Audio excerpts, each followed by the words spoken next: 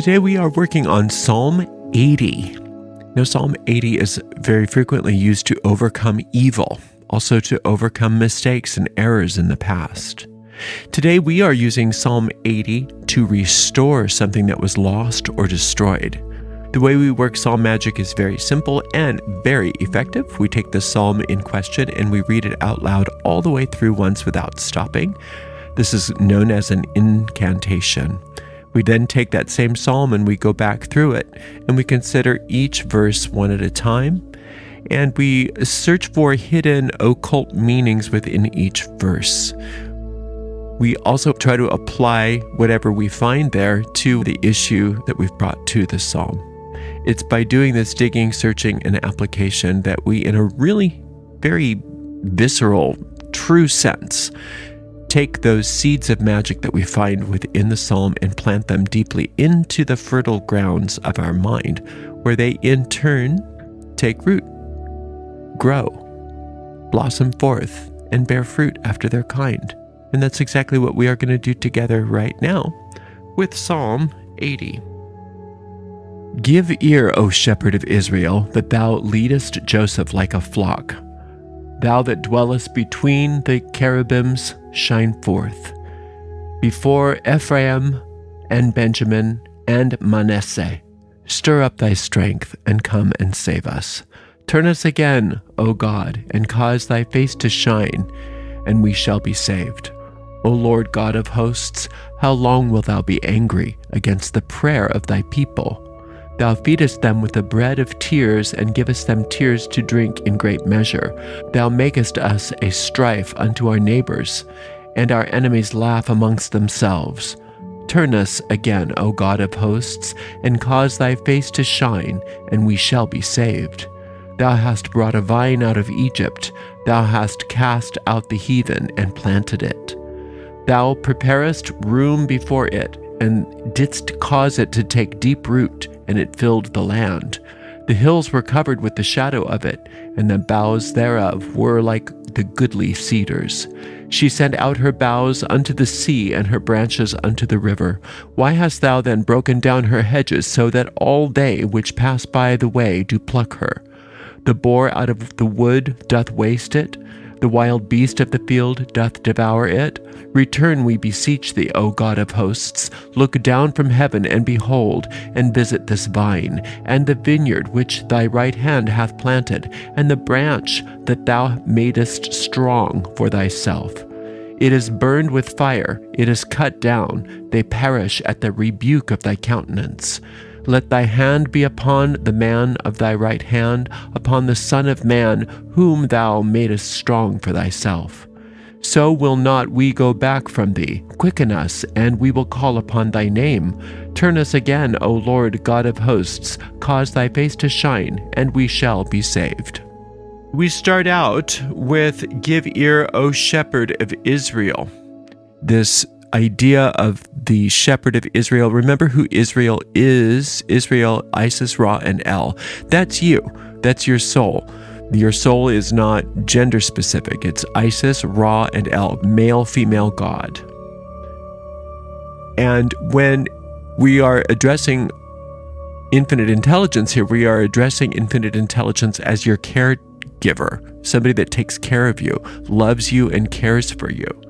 Give ear, O shepherd of Israel, that thou leadest Joseph like a flock, that thou dwellest between the cherubims, shine forth. So when it's saying that infinite intelligence leadest Joseph like a flock, it's actually making reference to the flock of Israel that was considered the northern kingdom. It goes even further with that, saying, Before Ephraim, Benjamin, and Manasseh, stir up thy strength and come save us. So the north. What is in the northern part of the kingdom? That is where things are cold. That is the closest thing to Egypt. That is where things start to get scary, and where we start to lose our footing, and we start to feel worried that infinite intelligence is not caring for us anymore. It's saying that he dwelleth between the cherubims. So the cherubs are a very high angelic order. And so it's really clear that we're talking to the Godhead here. We're talking to infinite intelligence as the creative spark that has all power. And we're afraid that infinite intelligence isn't caring for us all of a sudden because we are depicting our problem as being the northern part of the kingdom where we are in danger. Turn us again, O God, and cause thy face to shine, and we shall be saved. So when we're asking infinite intelligence's face to shine, a face is that which we look at in order to recognize something. And God's face never stops shining.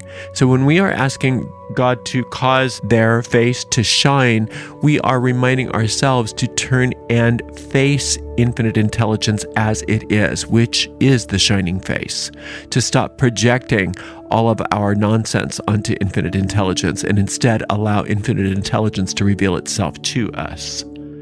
O Lord God of hosts, how long wilt thou be angry against the prayer of thy people? So again, we are bringing something to this psalm to be restored, something that was destroyed or is being destroyed, something that we want to be restored to its former luster. We are complaining here that things aren't as they should be. And what do? We project that onto infinite intelligence. We say, if things aren't working out, it must be because you're angry at my prayer. I must not be praying rightly, and you must be mad at me. So, when we give voice to that, it sounds silly for those of us who understand what infinite intelligence is, but we do it all the time. We do it all the time. We blame something other than our own thinking on the way that we perceive things. So if things aren't working out the way they're supposed to, it must be God's fault. God must be mad at us.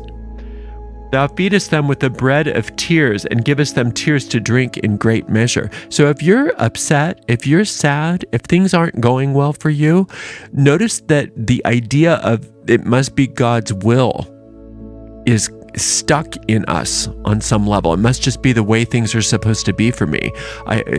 And we need to question that. We need to always question that, because infinite intelligence's will for us is happiness, not tears.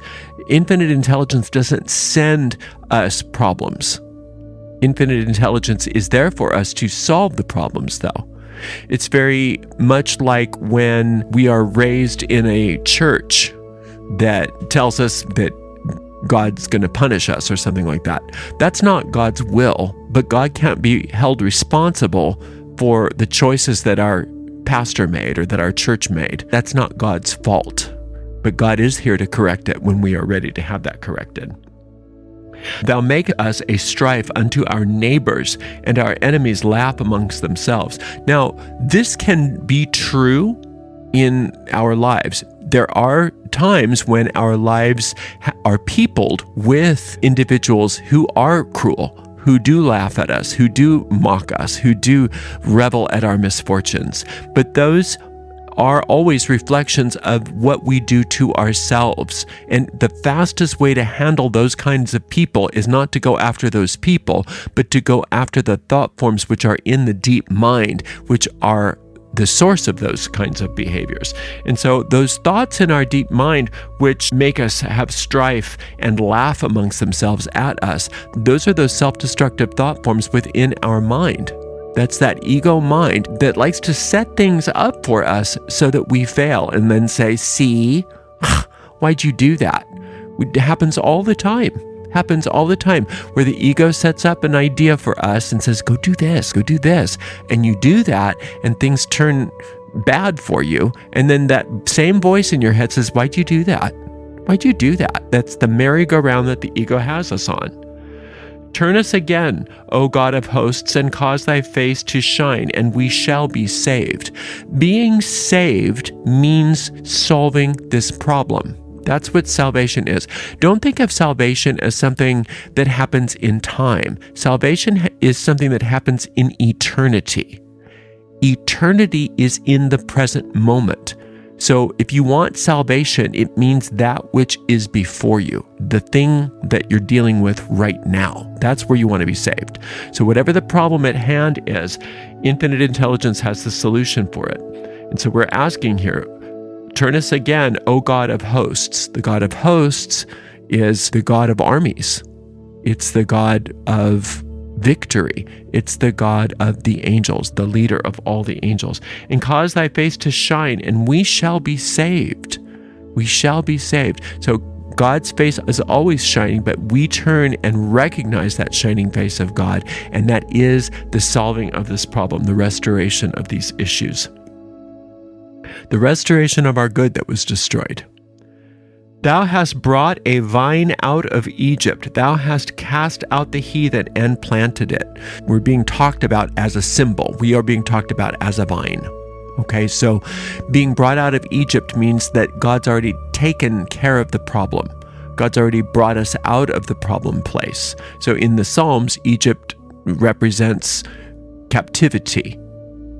And we are being held captive by that part of our mind that wants to keep us separate from infinite intelligence.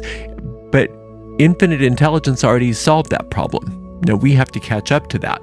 We have to recognize that whatever this problem is, it's already been solved. Infinite intelligence already brought this vine out of Egypt. Infinite intelligence already cast out the heathen and planted it. So the heathen means that all of those errant thoughts in your mind that are constantly trying to trip you up, infinite intelligence already knows that they don't exist. Infinite intelligence has already kept us safe. This shepherd has already got us very safe, very comfortable, very protected, very taken care of. And unfortunately, we're asleep having big bad dreams about all of our problems. But to remind ourselves that in actuality, it's already been taken care of. We are already safe. This is already handled. Thou preparest a room before it, and didst cause it to take deep root, and it filled the land. So all of your good has already taken root. All of the restoration that you desire has already occurred on the causative plane. The hills were covered with the shadow of it, and the boughs thereof were like the goodly cedars. That's a big vine. That's who you are. You're a big, giant, never-ending vine of infinite intelligence's will. Infinite intelligence loves you, cares for you, and makes sure that you are well taken care of on all lines, including whatever this problem is that you're bringing to the psalm. She sent out her boughs unto the sea and her branches unto the river. That's how big you are. You are greater than any problems in the sea. The sea always represents danger in the Psalms, and the rivers, which always represent your deep mind, both your individual subconscious mind and the subconscious mind of our entire species. You as this vine have all power. Why hast then broken down her hedges, so that all they which pass by the way do pluck her? Again, when infinite intelligence establishes this for us, that doesn't mean that infinite intelligence then says, and therefore you can't have free will, you can't do what you want, you have to do it my way. No. Infinite intelligence gives you all that you need, all that you require in any moment of time and point of space, and has planted that as this vine. Whether you decide to allow that to happen, or whether you decide to allow yourself to be taken care of and have this restoration, or whether you continue to entertain these thoughts of these heathen or this ego mind, is completely up to you. But then when you decide to listen to the thoughts of your ego mind, which cause this vine to be plucked up, don't go and blame infinite intelligence for that. That's a choice you made, because then it says, why hast thou then broken down her hedges, so that they which pass by do pluck her? The boar out of the wood doth waste it, and the wild beast of the field doth devour it. Those wild beasts and the people that pluck it, those are all your thoughts that you're entertaining. Those are the decisions you're making. Remember that you can decide either for yourself or against yourself in any situation. And infinite intelligence isn't going to say, no, you can't think that, you can't do that. Because then you'd just be an automaton.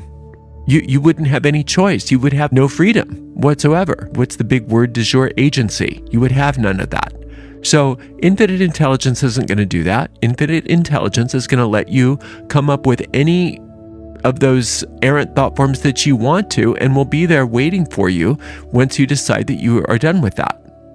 Right? So in reality, you can't really do anything except for give yourself a big scare and have it waste a bunch of time. But in the presence of all of our negative thinking, it can seem really dark and really bad. But it's saying, why hast thou broken down the hedges? And complaining about the boar wasting it and the wild beasts wasting it. And then it says, return, we beseech thee, O God of hosts. Look down from heaven and behold and visit this vine. Infinite intelligence never stopped feeding this vine, never allowed these destructions to happen. That was us that did that. Now we can ask infinite intelligence to restore it to its former glory, and even better than it was before. And that's exactly the will of infinite intelligence for us. But what do we have to do? We have to stop destroying it. We have to get out of the way. We have to stop with the wild boars, with the wild animals, with the negative thoughts, with the negative speech, with constantly expecting the worst, constantly bitching and moaning and complaining about things in our lives and blaming it on infinite intelligence or blaming it on anything other than our thinking and our own choices and our own minds.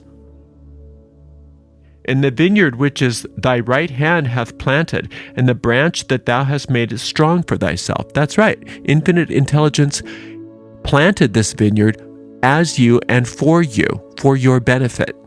And it's always ready, willing, and able to bring forth fruit. It's very plentiful. It's very lush and filled with all restoration. Everything that you need to be restored is available to you through this vine. It is burned with fire, it is cut down, they perish at the rebuke of thy countenance. Let thy hand be upon the man of thy right hand, upon the Son of Man, whom thou madest strong for thyself. Okay, so we've got two types of thinking here. The one that burns down the vine and cuts down the vine and destroys our good, and the Son of Man, who's at the right hand of infinite intelligence, whom infinite intelligence has made strong for us. So that's simply talking about the split mind, that ego mind, which is always up to mischief, which is always there programmed to self-destruct, to prove to you that you're separate from your good, or the you that infinite intelligence established, the truth about you, which is your soul, which earlier was called Israel. So will not we go back from thee? Quicken us, and we will call upon thy name. Now we are making the decision to not decide against ourselves, but to decide for ourselves as infinite intelligence already decided for us. So the will that infinite intelligence has for us is for restoration to occur. Why? Because infinite intelligence never decided for our destruction to begin with. So now that we are deciding with infinite intelligence rather than against it, we are therefore allowing that restoration to take place. Turn us again, O Lord of hosts, cause thy face to shine, and we shall be saved. So this is 3 times that it has said this. And so this is a great little affirmation to memorize today. Anytime that we are being pulled back into that worrisome idea that things are ruined or that things are destroyed and it will never be restored to their former glory, we can completely annihilate those thoughts with this little incantation. Turn us again, O Lord God of hosts, cause thy face to shine, and we shall be saved. Simple.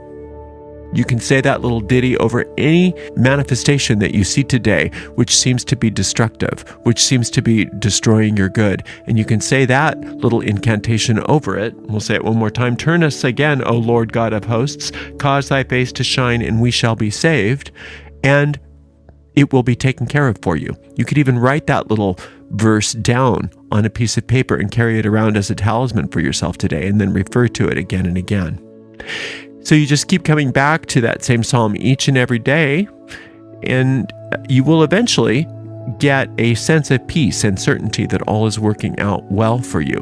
When you get that sense of peace and certainty, that's an indication from your deep mind that the manifestation of your spell is imminent, and so you don't need to cast anymore for that particular topic, and you can move on to something else.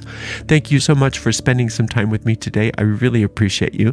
Until next time, blessed be.